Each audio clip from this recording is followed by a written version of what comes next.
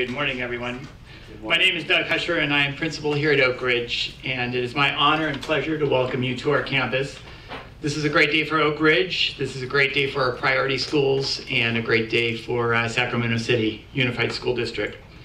We come together to celebrate our students' success. Priority school students made significant gains in a very short period of time. This validates the work, the committed, caring adults, and our eager to learn, talented students.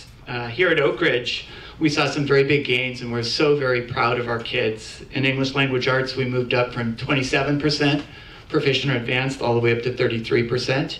And I'm so incredibly proud in math from 38% proficient or advanced all the way to 57%. Let me try that again, too many P's. Proficient or advanced of our students. And that's nearly a 20-point jump, which is just stellar in 1 year's time. Again,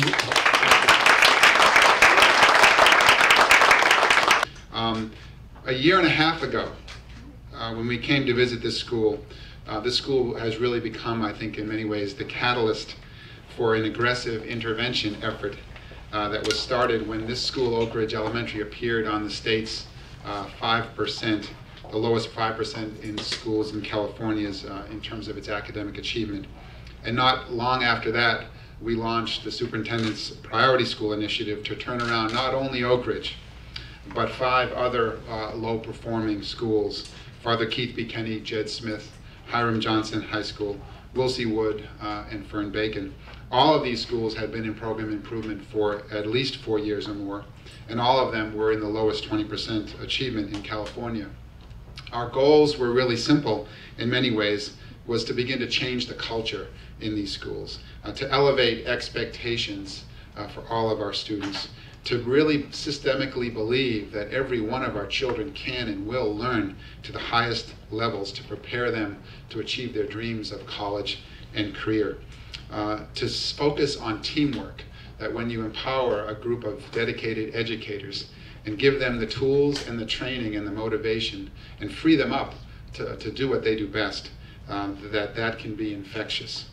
To close achievement gaps, to really focus in on several of our communities and neighborhoods that for years have been neglected, to improve attendance and the climate within all of these schools, to strengthen the family support and the community connections and the partnerships and training within our communities, to innovate new ideas for teaching and learning, ideas that could be spread, as we've called our 6 priority schools, our incubators for innovation, to take ideas and then spread them out across the district once we see that they have been working, to build the capacity of our teachers, and to invest in leadership and in our principals and in those coming in behind them. I love to quote Margaret Mead, and many of you know that she said that never doubt a small group of thoughtful and committed citizens can change the world. Indeed, it's the only thing that ever has. And to our 2 superintendents and guests, you know, you're in a room surrounded by those very committed people who are changing the world, who have made an impact on lives of students whose lives will never be the same. And as you talk about going from 740 to I know 800, I said to staff earlier today, you won't be able to hold this school down. I mean, it is literally shaking at the foundations because it truly is going to the moon. So I look forward to sharing their success.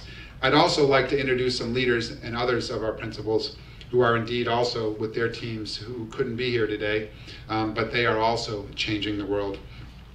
We've mentioned and we've met Doug Husher of Oak Ridge.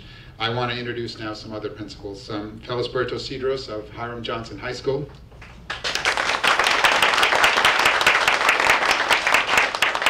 Nancy Purcell, Fern Bacon Middle School. Mary DeSplinter, Wilsey Wood Middle School. Billy Eilert from Jedediah Smith Elementary School. Gail Johnson, Father Keith B. Kenny.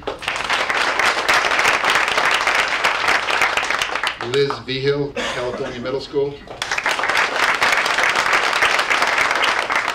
Shana Henry Edward Kimball Elementary School. And Candace Colin from Susan B. Anthony Elementary School. I'll get to those last three principles in a moment and why they're here are very exciting.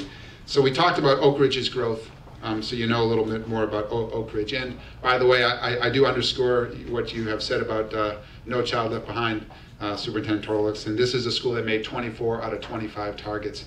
And you ask any child or parent that walks into this school, and that the failure word will never come out of their mouths. So we don't even think about it in our school district.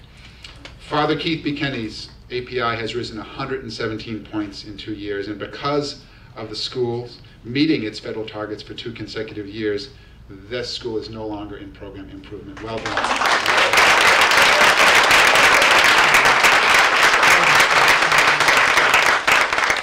Hiram Johnson High School, the largest of our priority schools, gained 57 points in its API this past year.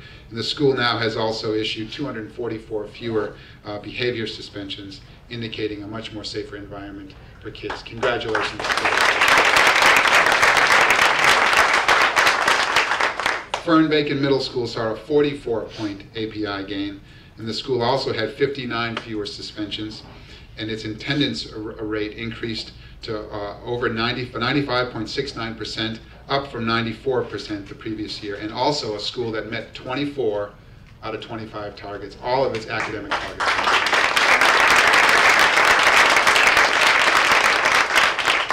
Jed Smith also experienced a 30-point increase in its API, the largest that school has ever increased. Well done, Philly. Wilsey Woods Middle School's API remained relatively flat, 705 in 2009-10 and 704 this past year. But in certain subjects like history, Wilsey Woods students made some of the largest gains amongst our school district. So we're really proud of you, Mary, and look forward to next year. So we have a few other principles that I wanted to point out. Edward Kimball, their API grew 58 points last year. And that school has also met its targets for 2 years in a row, and it has exited program improvement.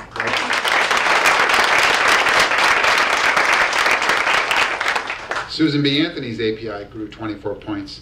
That school has met its targets for 2 years in a row, and Candace, you are now out of program improvement. And I've said it before, but you know, getting in program improvements like coming to the Hotel California, right? Once you check in, you never leave. But we have schools here that demonstrate that yes, you too can go on. So really, really well done. California Middle, its API grew 41 points. And I'm so proud because when I first met Liz and her commitment, you walk into Cal Middle and on their walls last year was 800, 800. And I know they had a really challenging year. They actually dropped some API the previous year. But Liz and her team, to her credit, you know, they dug in. They really embraced a lot of the tools and the training that we have been providing. They, like Oak Ridge and Jed Smith, and now Cal Middle, have moved to an inclusive practices model with special ed students. And you know what? You hit it out of the park this year, Lynn. I'm so proud of you. Their API has climbed 41 points, and they're the only Sacramento City Unified Middle School to hit every one of your No Child Left Behind targets. And you're only 7 points from the state's threshold of 800, which I know you're going to way exceed next year. Well done. Congratulations.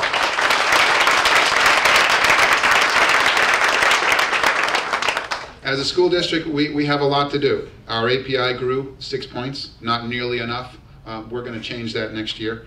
But our English language learners have outperformed the state average by 17 points, which we're real proud of. And we've narrowed the achievement gap between white and African American students district-wide by 14 points. Also proud of that. And our Latino achievement gap, we've decreased that by 2 points. So we have a lot of work to do. But I want to share with you some of the things that we have learned from our priority schools, the incubators of innovation. The first thing I think we've learned, and I know staff would agree and nod heads, it's hard work. Really, really hard work. But what's so exciting is that these teachers and teams of teachers and leaders, they change their practice. They change the way they're teaching. And we could see it in student growth. And we could see it in the student work products that were being produced, was another great lesson that we have learned. So we're focusing in on student work samples, and what our teachers and how they're teaching to change those practices. We found that what can work in one school can be spread across a school district. It can be really infectious. So the training and the tools and all the motivation is work that we are spreading out across this district because we've seen it work and be successful in our most challenging schools. We learned also that leadership at the local school level really, really matters. We're proud of the work that our leaders have done to build collaborative team environments. We are also understand that at the district level, leadership matters, and I wanted to point out, and I wanted to give her a big recognition, but Mary Shelton, our Chief Accountability Officer, who has overseen the day-to-day work of our priority schools, I really want to recognize and thank her for her hard work. Mary, is this hard work? Yes. It is absolutely hard work. Is it the right work? It is absolutely. And I'll echo, there is no more important work than the work we are doing and spreading throughout our school district. We also learned that changing a school and a district culture is hard, but it's the most important work, and the future of California depends upon it.